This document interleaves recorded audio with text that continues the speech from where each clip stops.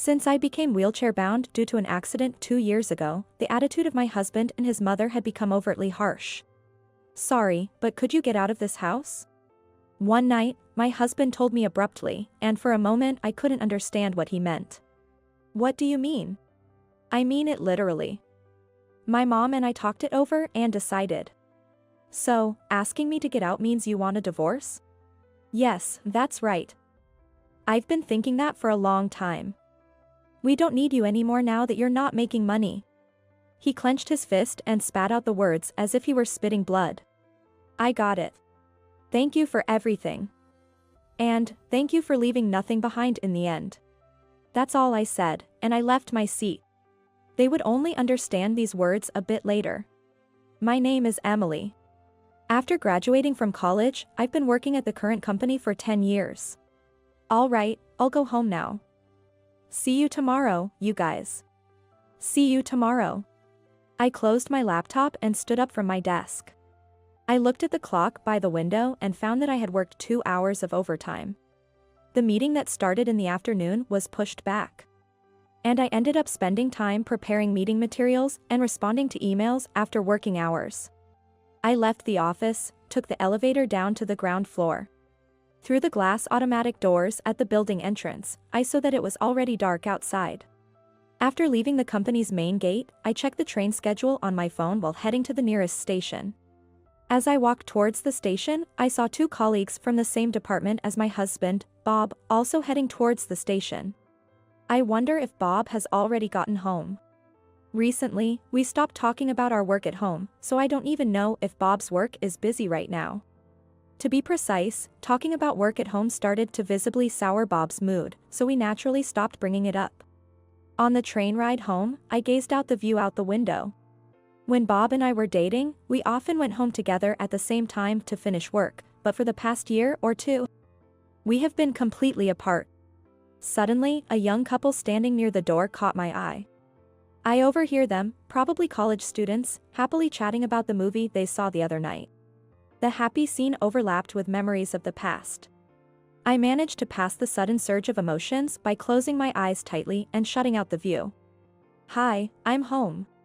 I call out as I open the front door. As I take off my pumps, I notice from the shoes lined up in the entrance that everyone else seems to be home. In the back, the living room door opened, and the sound of flapping slippers was approaching. "Oh, hi Emily. You were late again today, weren't you?" "Hi Doris, sorry for the wait. I'll have dinner ready in a moment." "Well, there's no rush. You must be tired from working late." "No, not really. I had a meeting this afternoon that got pushed back and I'm running late, but I think I'm almost done." Cheerfully responding, I head to the living room with my mother-in-law, Doris. After getting married, Bob and I lived together, but when Bob's father was hospitalized for a health problem, we moved into his parents' house last year and have been living together as a family of 4. "Hi Emily, you had a hard day working late today." "Thank you." My father-in-law, who was reading the newspaper on the living room sofa, greeted me gently. He had suffered an acute subarachnoid hemorrhage last year and underwent emergency surgery. He was in a dangerous condition at one point, but after his discharge and going through rehabilitation, he is now able to live without any problems. He is of a gentle nature, and his friendly and approachable personality had made a good impression on me since the time I first met him before our marriage. He worked as an accounting director until his retirement, so he is well knowledgeable about financial matters. When Bob and I used to visit his home, he often gave me tips on managing household finances. Finished preparing dinner, we all gathered around the dining table. The other day, Alice came to visit us and we had lunch, and I was surprised to see how big her daughter, Rachel, has grown. "Oh yes? People say that children in other families seem to grow up faster, right?" Alice was as beautiful as ever, and I guess having a child makes us feel more feminine as a mother. "That's so nice." Alice is Doris's niece, making her Bob's cousin. Doris frequently shows her disappointment that Bob and I don't have any children. To be honest, I had a hard time with Doris because she didn't seem to be happy that I was working even after we got married, and whenever I saw her, she would imply things like, "I want you to quit a job and let me see my grandkids as soon as possible." Since we started living together, especially on days when I come home late from work, she would bring it up for any reason. Emily, I think you would have had the option of having a child a little earlier. Well, I guess it can't be helped because you're busy with your work. I looked at Bob with a sideways glance as I vaguely phased through the meal, and he just silently kept eating without looking at me. Bob and I were colleagues at work, and we got married in our second year of dating. He wanted me to be a stay-at-home mom if we had kids, but we have never had kids until now, 10 years into our marriage. And we both have been working full-time since the beginning of our marriage. Bob and I had dearly wanted kids, and tried everything from herbal medicine to medical examinations, but we were unable to conceive. Although I feel lonely, I have been working as hard as I can to make up for it, thinking it would be good to continue to live with just the couple. However, at some point, I started to feel an invisible barrier between Bob and me. We should have married each other willingly and walked together trying to make each other happy, but gradually. The temperature in our relationship has been different. It probably started when Bob began having troubles at work. Although Bob did not say anything to me. I had heard from a senior staff member in the same department as him that he seemed to be troubled by the fact that he was not achieving as successfully as his peers around him. Bob is calm by nature and is not a pressure taker, plus he has a habit of pushing himself too hard. Even without words, I could clearly sense his frustration and irritation. However, when I gently tried to discuss the issue with him, he stubbornly refused to share his worries, always insisting, "It's okay, and don't worry about it." Since he continued to refuse to confide in me, there was nothing more I could do, and it was frustratingly helpless not being able to support him.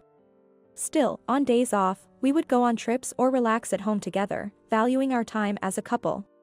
When my attempts at getting pregnant were consistently unsuccessful and I was emotionally drained, he supported me without saying anything. Even though I couldn't solve Bob's current troubles, I was going to be there for him and make time for him to feel at peace. The turning point was probably when I was offered a promotion. My performance on a project was recognized, and I was promoted faster than my peers. Isn't that great? Congratulations, Emily, he had congratulated me, but I'll never forget his expression.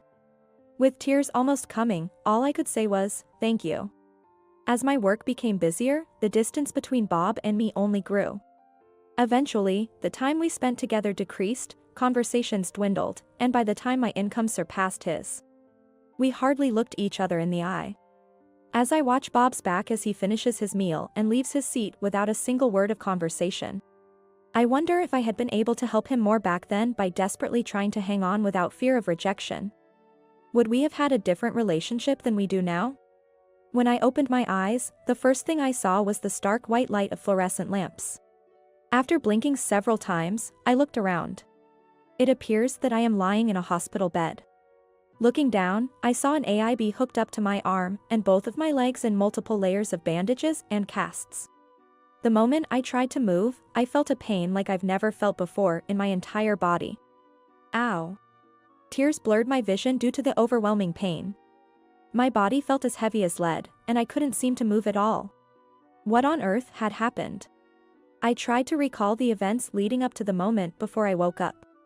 This morning, I went to work as usual, finished a meeting and a presentation, and it had been a while since I left work on time. I left the office and was heading to the station when, suddenly, I remembered. During the rush hour, which was busier than usual, I heard the shrill sound of sudden braking behind me. As I turned around, an impact surged through my body. The moment I realized I had been hit by a car, a wave of fear washed over me due to the pain throughout my body. What's happening to my body now? Footsteps approached, and suddenly, the curtains around my bed were drawn open. Oh. Emily. You're awake. Don't get up yet. A young female nurse addressed me hastily. I know you are confused, but your doctor, Dr. Williams, will explain everything to you soon. Please rest easy. Yes. The nurse then left in a hurry. A few minutes later, Dr. Williams arrived and explained the circumstances of the accident and the details of the surgery. Apparently, a truck driver who had fallen asleep at the wheel had veered onto the sidewalk and, unfortunately, hit me from behind. I had been immediately rushed to this hospital after the accident and had been in surgery, which was successfully completed about half a day ago. Well, have you contacted my family? Your husband and his parents, with whom you live, have been informed about the accident and that the surgery went well. However, they all seem to be away and cannot come right away. I see. Thank you so much. Bob was on a business trip, and his parents had been on an overseas trip since last week. From the way Dr. Williams spoke, I could somewhat imagine how they reacted when contacted. Even considering they were away, the reaction wasn't what you'd expect when being told a loved one had been in an accident. At least, it was something others might hesitate to convey directly. Imagining Bob's reaction to the news of my accident, I laughed to myself. I just couldn't connect it to a picture of him being worried about me. According to Dr. Williams's further explanation, while my life is not in danger, the damage to both of my legs is particularly severe. And the prospects of walking again are slim. I listened to the explanation about my condition as if it were about someone else. It was 3 days after the accident when Bob visited me in the hospital. I was surprised to see him look terribly pained when he saw me lying on the bed with injuries all over my body. Sorry I'm late. Don't worry about it. Sorry for the trouble during your trip. It had been a long time since we last talked. There was an awkward atmosphere. The conversation stopped there, with both of us keeping our eyes down, and Bob just left, saying he was going to talk to Dr. Williams. I couldn't say anything and just watched him go. 2.5 years have passed since the accident. I was left with disabilities from the accident on both of my legs and was forced to live in a wheelchair. Since the accident happened while I was commuting, I was able to stay with the company, but working as before became difficult. And I retired about 6 months ago. Since retiring, I've been spending time at home, but lately, something has been bothering me. One thing is that Doris's attitude towards me has become noticeably harsher than before. Emily, can I ask you something right now? Sure, what is it? I have to go out now, so could you please fold the laundry for me? It's only folding, and someone like you can do it, right? Even if you can't move your legs at all. Yes. I'll take care of it. Good, make sure you do it right. Since I started spending my days at home, her snide remarks have increased. She doesn't like the fact that her son's wife stays home all the time instead of working, and now every time she sees me, she comes with a set of sarcasm and a request. As I folded the laundry, I sighed. Another thing that has been bothering me is Bob's work situation. According to my former colleagues, Bob is losing his place at work even more than before. The juniors and subordinates joining later overtook him in job performance. And people apparently felt they had to hang around him vigilantly at all times. After returning from work, he often holed up in his room, but lately he has been taking it out on me more often than ever. Emily, I'm jealous. You don't have to worry about workplace relationships anymore, and you don't have to work to make ends meet. I heard from my mom that you've been doing nothing all day long, just lazing around. That's so nice. I wish I could live like that for once. There is no longer any trace of the gentle personality he once had left in Bob, who continues to spit sarcasm at me in this way. I was just sad to see how Bob had changed. Sorry, but could you get out of this house? One night, my husband told me abruptly, and for a moment I couldn't understand what he meant. What do you mean? I mean it literally. My mom and I talked it over and decided. I looked at Doris, who was sitting next to Bob. Emily, since you quit your job, you've been home all the time, not paying your bills, not helping out at home, and just staying home. To be frank, it's not good for me to have you here any longer. That's unfair. Don't you think it's presumptuous to stay in someone else's house indefinitely without contributing anything? Doris continued with a triumphant look. Bob was silent without looking at me. Bob is having a hard time at work too. Just because you two are married doesn't mean he has an obligation to support you any further. I asked Bob, who was looking down. So, asking me to get out means you want a divorce? Yes, that's right. I've been thinking that for a long time. After all this time together, is there really nothing left of your feelings for me? Of course not, there is no such thing. Bob began speaking as if a dam had burst. Do you know how miserable I felt every time I saw you? You probably think I'm a fool, don't you? You thought I was inferior to you every single day. And you felt so superior to me, right? It felt as if the threads we had spun together since the time we met were being shredded one by one. I've endured you because you are bringing money into the house, but things aren't what they used to be anymore. Now you're just a useless piece of crap with no job and no money. Bob clenched his fist and spat the words out as if spitting blood. We don't need you anymore now that you're not making money. The last thread snapped with a bump. I got it. It was the first time Bob looked at me. But there is one condition. All the arrangements and procedures for the divorce will be done through a lawyer. If you can agree to that, I'll pack my things and leave within the week. Yes, that's fine. Right, Bob? Bob just nodded silently. Then, I guess we're done here, Bob. Bob flinched and looked at me. Thank you for everything. And, thank you for leaving nothing behind in the end. That's all I said, and I left my seat. It's been a few days since I left the house. When I checked my phone for incoming calls, it was from Bob. I stared at the screen for a few seconds before answering. Yes? Emily. I'm sorry, could you please come back? What's this all of a sudden? My dad told me that you had been covering our living expenses ever since you quit your job. You had been investing since you were still working. Right? Now, you're making enough from dividends to cover our living expenses. Yes, that's right. So what? I left the household finances to you and my dad, so I didn't know anything about it. I thought my income was used to pay for our living expenses. But it was almost all covered by your income, wasn't it? I really want to apologize for the terrible things I said. I'm sorry. Since we got married and started managing our finances together, I had been using my income for investments. I was originally encouraged by my father-in-law, and I have been consulting only him about financial management and investments. And what do you expect me to do by coming back? Well, my dad says that with my income alone, we can't possibly maintain the same lifestyle as before. And I'm not confident I can continue with my current job for much longer. So, you want me to come back just to make things easier for you guys? How dare you say something like that with such ease? I could see Bob catch his breath over the phone. I never said anything before because I believed that somewhere you still cared about me, even if it wasn't the same as before. But now, you're not the Bob I used to love. That's not true. I still care about you, Emily. There's no need to say any more. After our last conversation, all my feelings for you disappeared. I'm sorry.